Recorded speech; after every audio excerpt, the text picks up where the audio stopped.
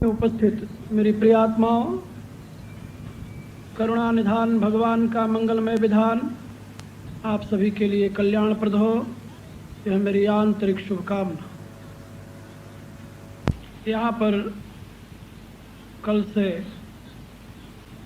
वेद यज्ञोत्सव प्रारंभ हुआ है। आप लोग उसमें भाग लेने के लिए यहाँ उपस्थित हुए हैं, सौभाग्यशाली है। प्रभु की असीम अनुकंपा जब जीव पर होती है तब वह इस प्रकार के कल्याण कार्यों में समय लगाता है, शक्ति लगाता है और उसको संपन्न करने की, उसके माध्यम से समझने की कोशिश करता है।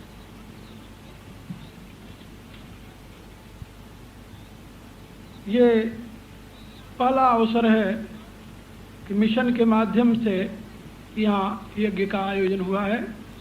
इससे पहले मैं कई वर्षों तक आता रहा। यहाँ के विभिन्न संस्थाओं के माध्यम से इस प्रकार के आयोजन होते रहे हैं। उसमें यहाँ की जनता मुझे सुनती रही है। विभिन्न विषयों पर मैं यहाँ विचार दे चुका हूँ कई वर्षों तक। मुझे बड़ी प्रसन्नता है कि आज आप लोग वेद यज्ञ में भाग लेने आए हैं। भारतीय संस्कृति, भारतीय सभ्यता, भारतीय धर्म, भारतीय जीवन की विधा, इतना ही नहीं बल्कि दुनिया में जहाँ भी कहीं मनुष्य है और मनुष्य में मनुष्यता का संस्कार है, वह भी प्रकारांतर से वेद के विज्ञान की ही देन है। दुनिया के विश्वविद्यालयों में, दुनिया के पुस्तकालयों में वेद से प्राचीन कोई ग्रंथ नहीं है। ये पश्चिम के विद्वानों ने भी इसे स्वीकार किया है। और जिस वेद की प्राचीन गरिमा को हम लोग आज दिन तक हृदय में धारण करते हुए, उसके अनुसार अपने जीवन को व्यवस्थित करते हुए आ रहे हैं, उस वेद की महिमा कितनी महान होगी आप लोग ये कल्पना करें। वेद के ही बल पर हिंदू समाज लाखों नहीं करोड़ों वर्षों से आज तक अनवरत गति से अपनी सत्ता को सुरक्षित रखते आ रहा है। हिंदू समाज के साथ के जितने अन्य देश थे, जितने अन्य धर्म थे, वो दुनिया से समाप्त हो गए। आज उनके केवल अवशेष दुनिया में मिलते हैं। लेकिन हिंदू जाति, हिंदू धर्म, हिंदू संस्कृति, सभ्यता, ये जो कुछ आज आपको देखने को मिल रही है, जिसमें आप लोग जी रहे हैं, ये वेद की ही महिमा है। हमारे यहाँ समाज शास्त्र की दृष्टि से चिंतन करते हुए ये बात समझाई जाती है कि किसी के जीवन विधान के पीछे जो उसकी फिलॉसफी है, जो उसका दर्शन है, वही उस जाति को प्रेरणा, वही इस जाति को प्राण और वही उस जाति को स्थिरता प्रदान करती है। हमारा दर्शन, हमारा जीवन विधान, हमारे जीवन की सारी विधाएं, ये सब वेद पर अवलंबित है। इसलिए मनु ने अपने धर्मशास्त्र में घोषणा की, वेदो अखिलो धर्म मूलः। कहा कि समस्त धर्मों का मूल क्या है? बोले वेद। कहा यदि शास्त्र के विभिन्न शब्दों में मतभेद हो जाए तो उसका निर्णय कहाँ से हम प्राप्त करें? कहा वेद से। वेद से बढ़कर और कोई हिंदू समाज के लिए आधार नहीं है, आश्रय नहीं है, और हिंदू समाज का कोई दूसरा शास्त्र नहीं है। वेद का ही उत्तरार्थ है, जिसको हम वेदांत कहते हैं, जिसको हम उपनिषद कहते हैं। वेदगत ब्रह्म विद्या से संबंधित मंत्रों को ऋषियों ने अलग लेकर के उस पर चिंतन किया है, और उस पर चिंतन करके जो उन्होंने उसके यथार्थ अर्थ को अनुभव किया है, उसी को संकलित किया है अलग, जिसको हम वेदांत व उपनिषद कहते हैं।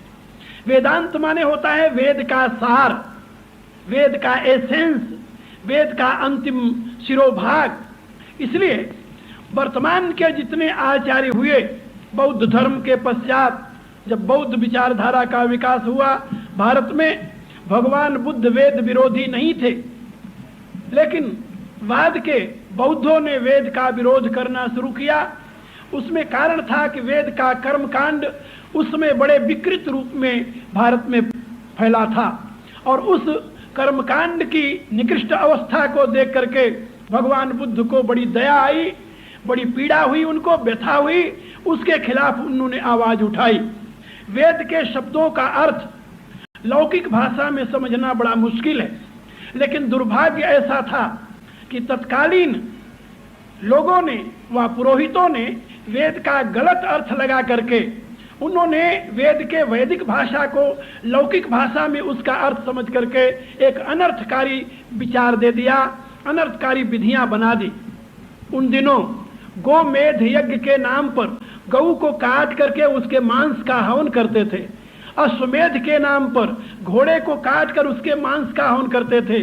नरमेध के नाम पर मनुष्य को काट कर उसके मांस का हवन करते थे। इस प्रकार की यानी निकृष्ट क्रियाएं वेद के नाम पर प्रचलित थी। क्यों प्रचलित थी ऐसी क्रियाएं? इसलिए उसमें कई कारण है।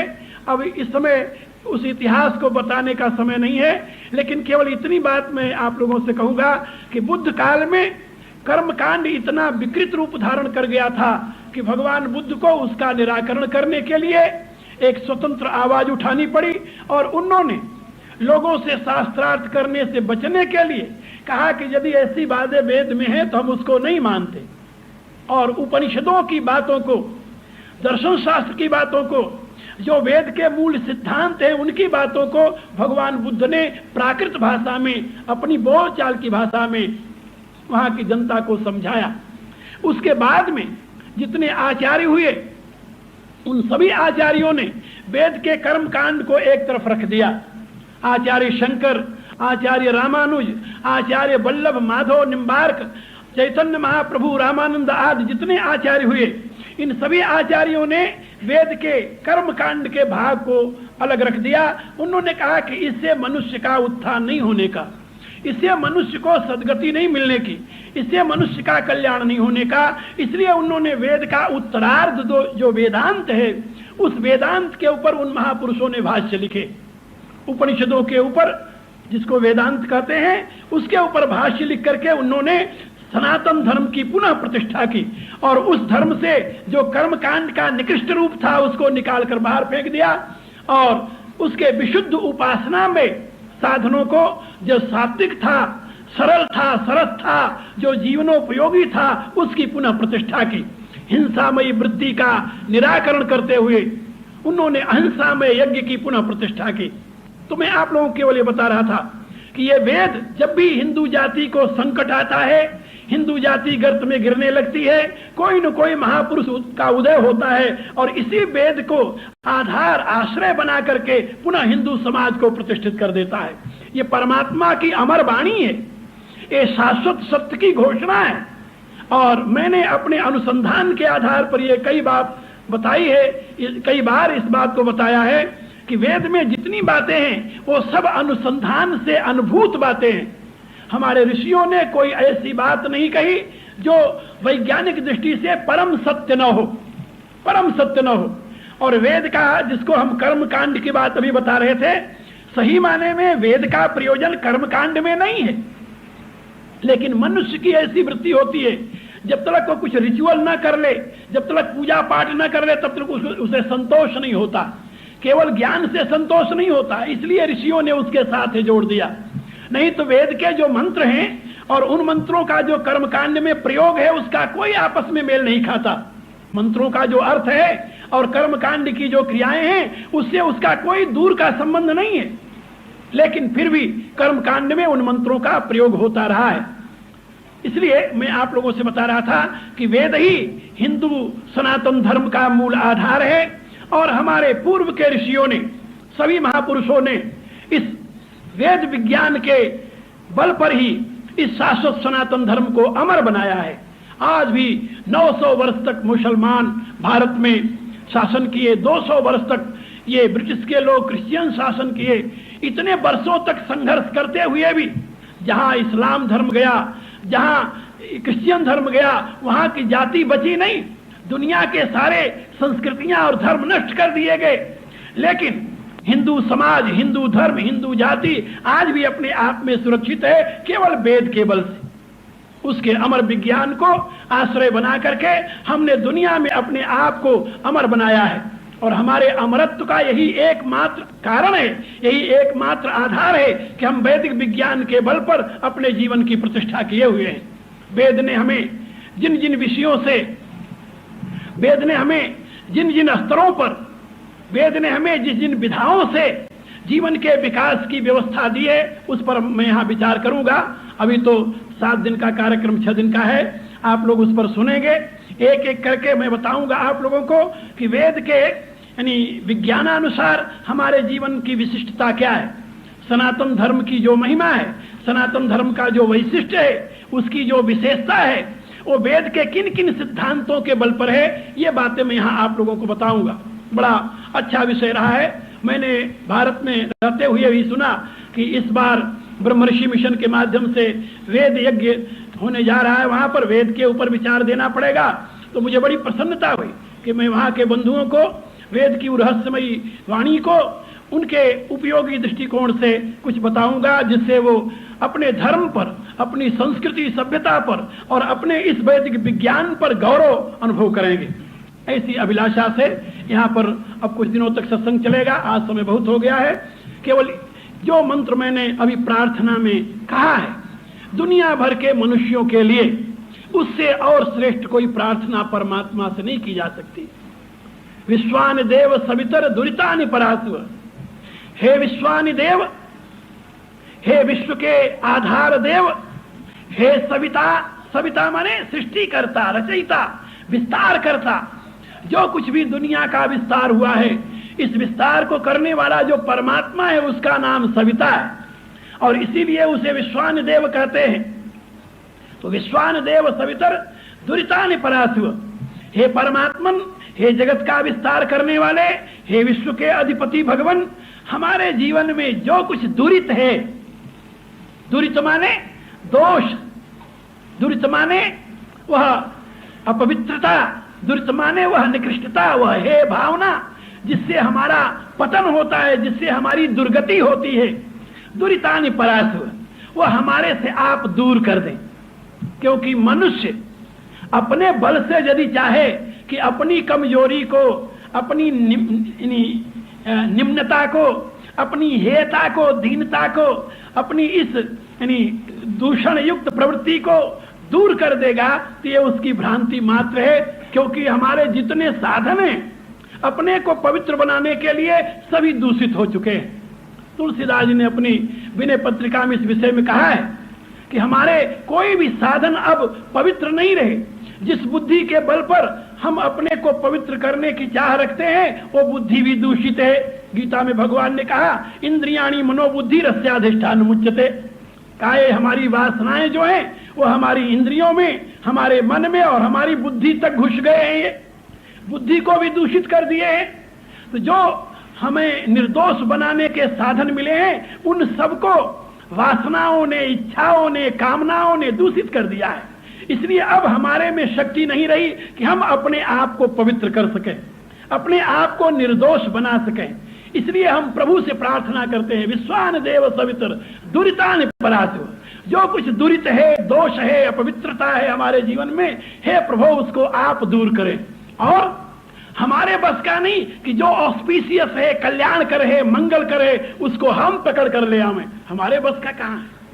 हम तो एक तुच्छ जीव हैं, अनंत ब्रह्मांड में हमारी क्या बुक्कत है, जरा सोचो। अनंत ब्रह्मांड में इस पृथ्वी का ही कोई बुक्कत नहीं, उसी की भी कोई सत्ता नहीं। और जितना सुई के नोक पर मिट्टी आती है, उतना भी महत्व इस पृथ्वी का इस ब्रह्मांड में नहीं है। और उस पृथ्वी के एक कोने में रहने वाले हमारे जैसे जीव, भला सोचिए, वो एक तुच्छ जीव भला कितना तुच्छ जीव है।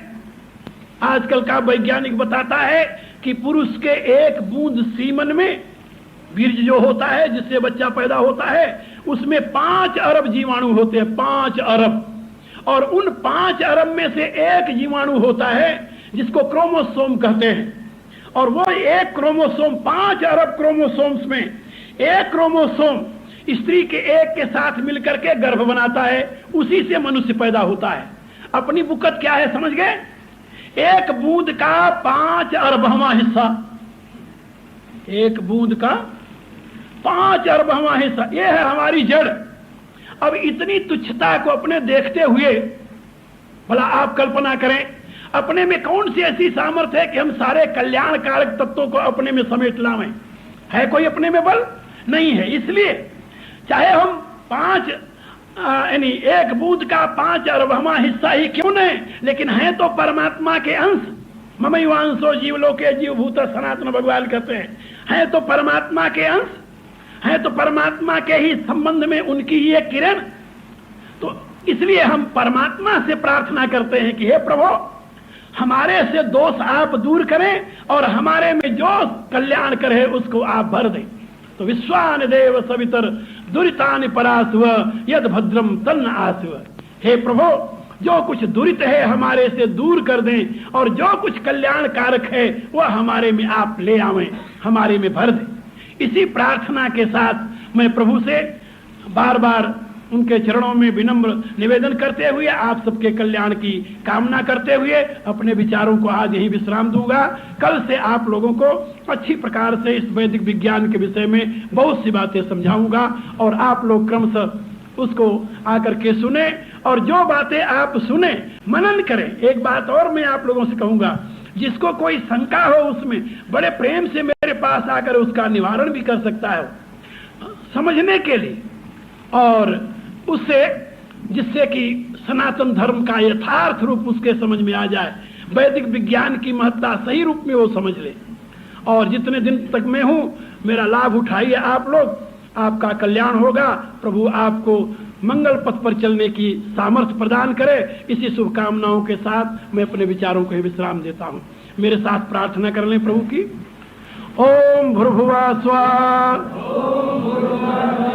तत्सवितुर्वरेण्यं भर्गो देवस्य धीमहि धियो यो नः प्रचोदयात्। सर्वे भवन्तु सुखिनः, सर्वे सन्तु निरामयाः, सर्वे भद्राणि पश्यन्तु, मा कश्चित् दुःखभाग् भवेत्। ओम पूर्णमदः पूर्णमिदं पूर्णात् पूर्णमुदच्यते पूर्णस्य पूर्णमादाय पूर्णमेवावशिष्यते। ओम शांति शांति शांति। ओम।